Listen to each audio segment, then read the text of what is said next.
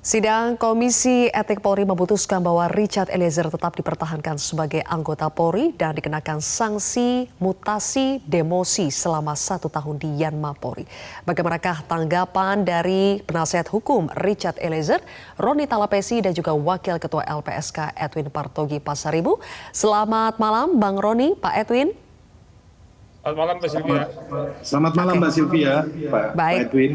Bang Roni, Pak Edwin, baru saja kita simak bersama ya putusan dari sidang etik Richard Eliezer. Apakah sesuai ekspektasi Bang Roni?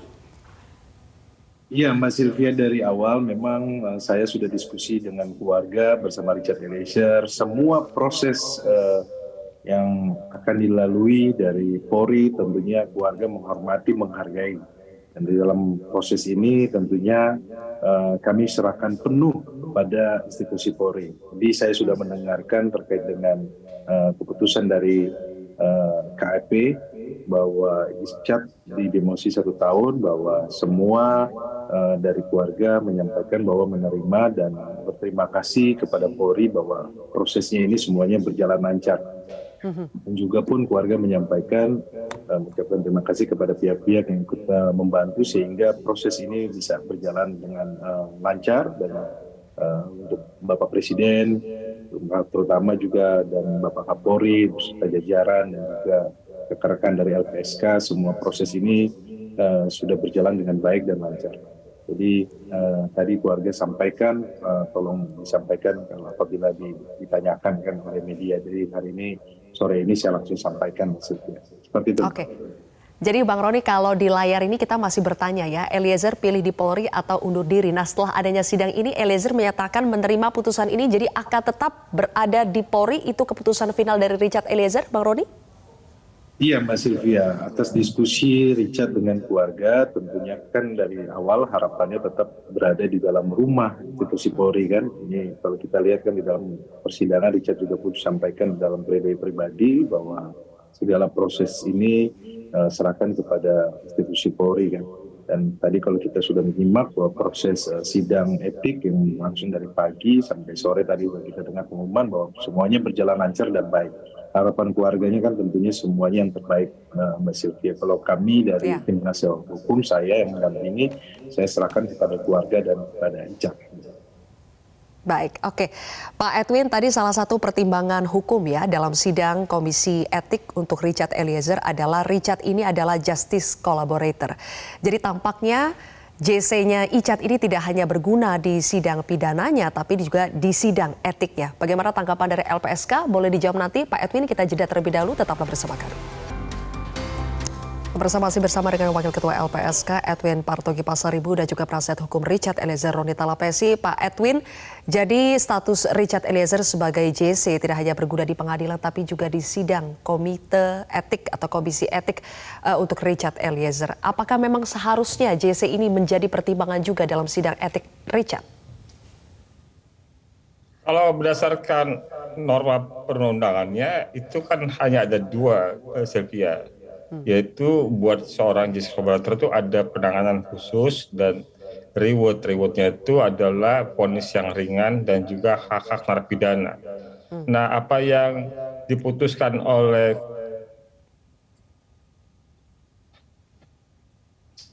sidang etik ini bisa menjadi presiden, Mbak Sylvia. Menjadi presiden agar siapapun orang yang pernah melakukan perbuatan bersalah bersama-sama dan kemudian melakukan pertobatan keinsapan dengan membuka kejahatan tersebut, membantu mengungkap kejahatan tersebut ya, membuat lebih terang, itu bukan hanya mendapatkan reward ketika proses hukum pidana berlangsung, tetapi reward itu juga mengikutinya di luar proses hukum pidana. Jadi itu yang saya sampaikan bahwa putusan ini menjadi satu presiden yang baik ya, yang akan tentu dirujuk pada perkara-perkara serupa apabila ada terjadi perkara serupa di kemudian hari. Demikian Mbak Sylvia. Iya, rewardnya jadi plus ya Pak. Ini bisa menjadi presiden yang baik Pak Edwin, tapi apakah Anda melihat memang Polri ini mengikuti perkembangan yang ada di masyarakat, memahami bagaimana psikologi masyarakat juga yang sudah mengikuti kasus ini sehingga pada akhirnya JC-nya Richard yang seharusnya tidak perlu juga dipertimbangkan di sidang etik malah akhirnya ikut dipertimbangkan juga. Apakah Anda melihat Polri mengikuti perkembangan yang ada di masyarakat? Ya, saya rasa Polri sudah belajar ya dari perkara ini ketika dari proses penyidikan ya. Bagaimana kan juga perkara ini menjadi satu tamparan buat Polri dan kemudian juga berdampak buat institusi Polri secara umum ketika itu ya. Dan kemudian kita lihat di persidangan bagaimana tuntutan dari jaksa juga mendapatkan reaksi keras dari publik ya. Dan vonis dari majelis hakim itu mendapatkan apresiasi dari publik gitu. Dan hal itu tentu juga udah pertama sama-sama kita dengar Mbak Zilvia ketika jurnalis juga bertanya kepada Kapolri tentang bagaimana nasib Richard yang akan disidang etik sebelumnya ya. Dan Kapolri kan juga sudah memberikan sinyal bahwa Kapolri memperhatikan vonis majelis hakim, Kapolri memperhatikan aspirasi yang berkembang di masyarakat. Jadi memang secara umum putusan ini tidak mengagetkan sih. Karena hal itu kan juga bisa kita baca dari pandangan Kompolnas, dari pengamat kepolisian, atau dari mantan pejabat tinggi di kepolisian, yang memang arahnya sesuai dengan putusan yang kita dengar sore ini. Demikian Mbak Sylvia. Oke, berbicara soal aspirasi masyarakat nih Bang Roni, kita tahu masyarakat sebagian mendukung Richard kembali ke Polri, tapi sebagian juga mengkhawatirkan apabila Richard kembali ke institusi Polri, bagaimana keselamatan Richard nantinya. Bagaimana sebetulnya respons Richard terkait hal ini, terkait kekhawatiran publik ini? Iya Mbak, bahwa pertama perlu diingat bahwa di Polri itu adalah rumah Richard gitu. Jadi tentunya di dalam rumah sendiri sebagai institusi yang besar kita perlu percayakan kepada Polri. Nah kalau permintaannya dia bisa kembali bertugas seperti semula kala dan semua berjalan aman, tentunya saya dan keluarga menyampaikan menyerahkan penuh dan percaya penuh kepada institusi Polri. Nanti kan ke depannya tentunya kita akan berkomunikasi, terus dari keluarga juga kan akan melihat perkembangan Richard, bagaimana sepertinya ke depannya. Kemudian kan yang paling penting Mbak Sylvia, tahapan ini kan dilewatin dulu karena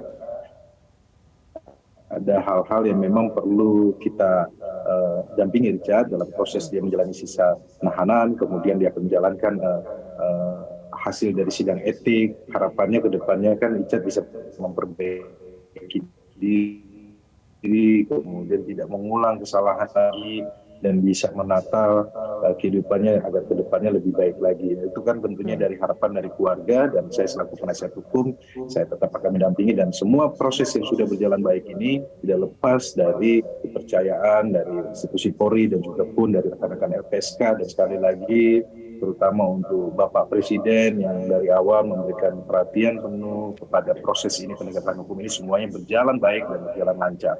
Jadi selanjutnya prosesnya kita percayakan penuh Mbak Sylvia.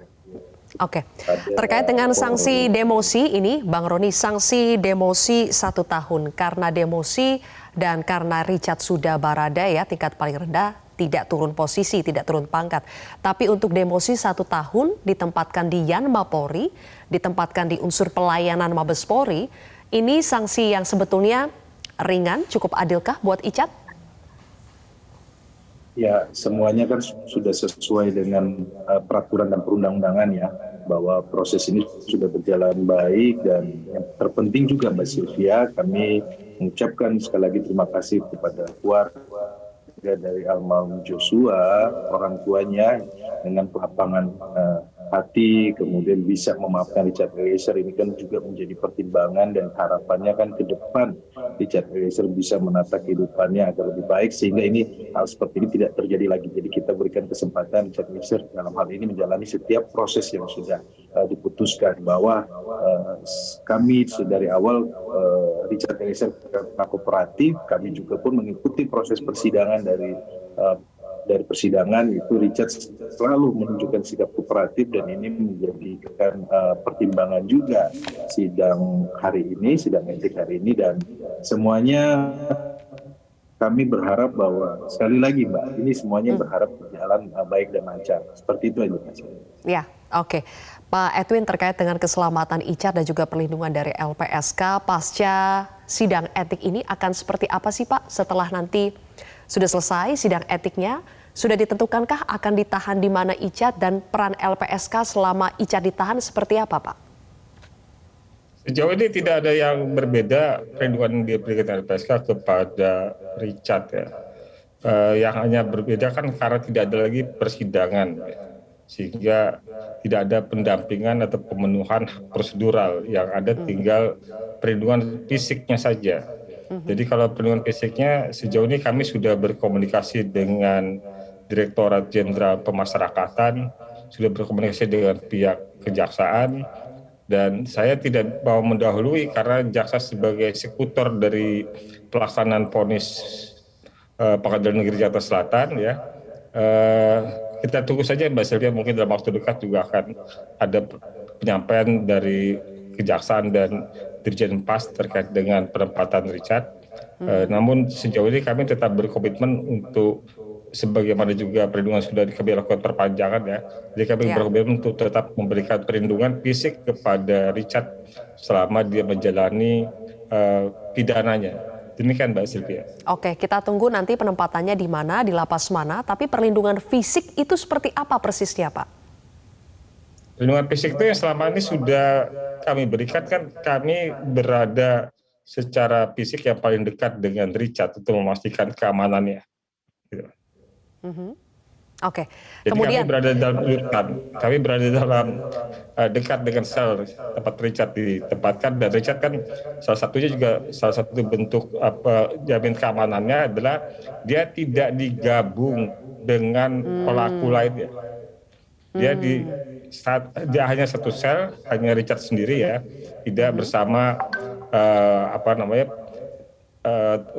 tahanan atau nanti narapidana lainnya ya. Kami harapkan itu juga masih bisa dilakukan ya, sehingga untuk memastikan bahwa tidak ada hal-hal yang mengkhawatirkan kita terkait dengan keselamatannya. Oke, baik. Kembali lagi ke Bang Roni. Bang Roni, jadi apakah dari penasihat hukum sudah dihitung di berapa lama lagi kira-kira Icat akan menjalani hukuman, kemudian setelah itu akan menjalani sanksi demosi, kira-kira berapa lama lagi sampai Icat keluar dari penjara dan kemudian menjalani sanksi demosi di Yanma? Ya, dari kami sih tim penasihat hukum kita belum menghitung secara pasti ya. Tetapi kan kalau lihat dari Undang-Undang Perlindungan Saksi dan Korban kan mendapatkan remisi khusus, juga pun nanti itu dari pihak dari Dirjen Pas ya. Tapi semuanya kan nanti kita akan komunikasikan, nanti kita akan melihat dari pihak kejaksaan juga yang sudah menjalankan tugas dengan baik dari proses persidangan sampai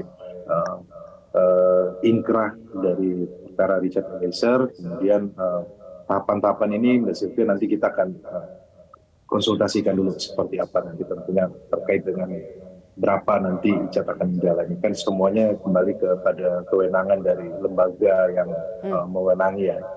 Semuanya itu kita akan kembalikan. Dan prinsipnya adalah kita akan mengikuti semua proses tahapan secara kooperatif. Richard sendiri akan menjalani dengan kooperatif. Seperti itu Mas. Baik, kalau begitu terima kasih Bang Roni Talapesi, penasihat hukum dari Richard Eliezer, dan juga Wakil Ketua LPSK Pak Edwin Partogi Pasaribu. Terima kasih sudah bergabung bersama kami di Prata News hari ini.